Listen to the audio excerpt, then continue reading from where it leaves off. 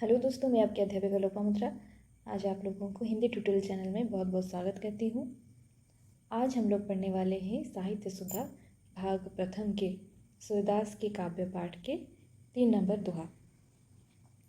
यहाँ पर सूरदास से कहते हैं, प्रभु मेरे अब गुंचित न धरो, समदरसी है नाम तिहारो, चाहे तो पार करो, एक नदी एक नार कहावत, मेलो नीर भरो, जब दो मिली एक बरन भय, सुरसरी नाम धरो, एक लोहा पूजा में राखत, एक घर बधिक परो, यह दुविधा पारस नहीं जानत, कंचन करत खरो, एक जीव एक ब्रह्म कहावत, सुर श्याम सगोरो, अब की पार मोहे पार उतारो, नहीं पन जात टरो। तो यहाँ पर समझने की बात यह है, सूरदास यहाँ पर विनय होकर के, शांत होकर के भगवान जी की आराधना करते हुए कहते हैं कि प्रभु मेरे अवगुण को चित्त में न लो। अवगुण मतलब हमारे अंदर के जो बुराइयां हैं उसे आप चित्त मने हृदय में मत लीजिए। चित्त न धरो, धरो मत मने मत धरिए। मेरे जो अवगुण है उसे आप भूल जाइए। समदर्शी है नाम तिहारो, चाहे तो पार करो। आपके नाम तो समदर्शी है। भगवान के नाम समदर्शी इसीलिए है कि वो सबको समान दृष्टि से देखते हैं, चाहे वो धनी हो या गरीब हो, पापी हो या साधु हो, सबको वो एक दृष्टि से देखते हैं। ठीक है। धनी आदमी अगर भगवान को ज़्यादा फल फूल चढ़ा देता है तो क्या भगवान उसका ज़्यादा सुनते हैं, गरीब का कम सुनते हैं? ऐसा नहीं है।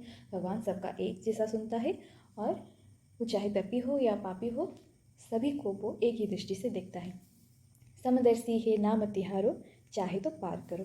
बोलेंगे यहाँ पर तुम तो समदर्शी हो, समदर्शी है नाम तिहारो, तिहारो मतलब तुम्हारे नाम समदर्शी है। तुम चाहो तो मुझे इस भव सागर से, इस भव संसार से मुझे पार कर लो। भव सागर और भव संसार का अर्थ है मोह माया से भरा हुआ संसार से मुझे जैसे पापी को आप मुक्ति दे दीजिए। फिर बोलते हैं, एक नदी एक नार कहावत, मेलो नीर भरो। बोले कि एक तरफ, जिस तरह एक तरफ नदी है और एक तरफ नार है। नार मने नाला, गंदे पानी जिसमें होते हैं वही नाला। एक नदी एक नार कहावत मतलब एक तरफ नदी है, एक तरफ नाल है। मेलो नीर भरो, और उस नार में क्या है? मेलो, मेलो मतलब मैला गंदा पानी। मेलो नीर मने पानी, नीर भरो, भरो मतलब भरा हुआ है। एक तरफ नदी के स्वच्छ जल है, दूसरी तरफ नार के गंदे पानी भरे हुए हैं। जब दो मिली एक बरन भय, सुरसरी नाम धरो।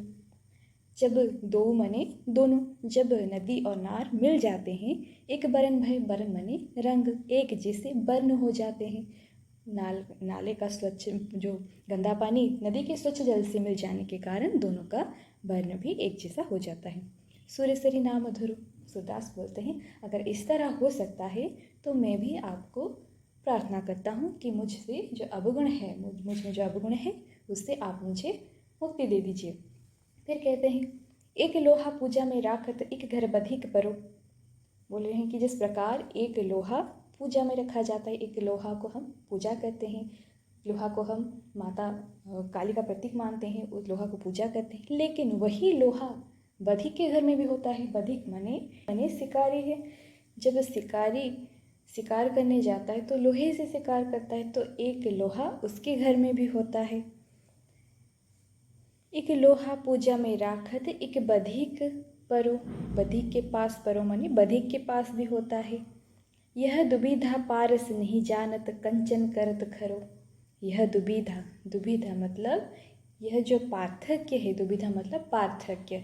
यहाँ पर सूरदास कहते हैं कि ये जो पूजा में रखने वाले लोहा और बधिक के घर में होने वाले लोहा के अंदर का पार्थक्य, पारस माने पत्थर, पत्थर को पता नहीं होता और वो क्या करता है, दोनों को ही साफ कर देता है।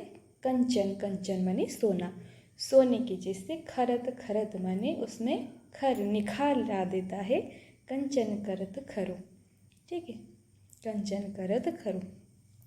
एक जीव एक ब्रह्म कहावत, सुर श्याम सगोरो। सूरदास बोलते हैं उसी तरह ये जो संसार है, पूरे संसार में दो ही चीज़ है, एक जीव है और दूसरा ब्रह्मा है।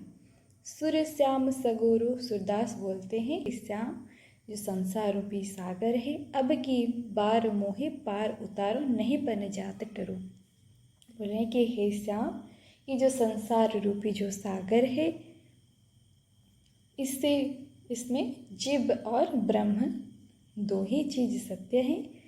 अब की बार मोहि पार उतारो, मुझे ये जो भवसागर है, जो मोह माया से भरा हुआ संसार है, इससे मुझे आप पार उतारे।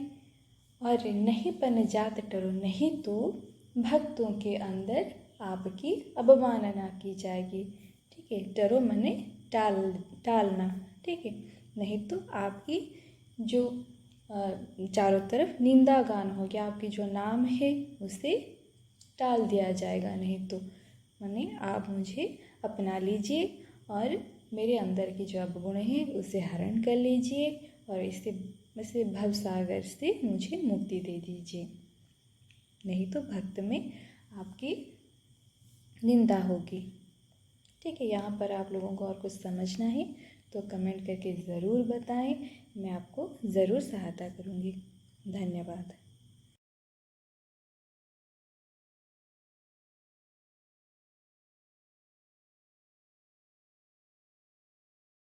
आगे बाल लीला भी हम लोग पढ़ेंगे, तो इसके डिस्क्रिप्शन बॉक्स में मैं सारे के सारे आने वाली वीडियो डाल दूँगी। सूरदास के विनय पद के बारे में और बाल लीला के बारे में जितने सारे वीडियो, उसके लिंक दे दूँगी मैं, आप उसे ज़रूर देखिए और जितना हो सके मेरे वीडियो को लाइक, शेयर और कमेंट कीजिए। धन्यवाद। खुश रहें, अच्छे से रहें।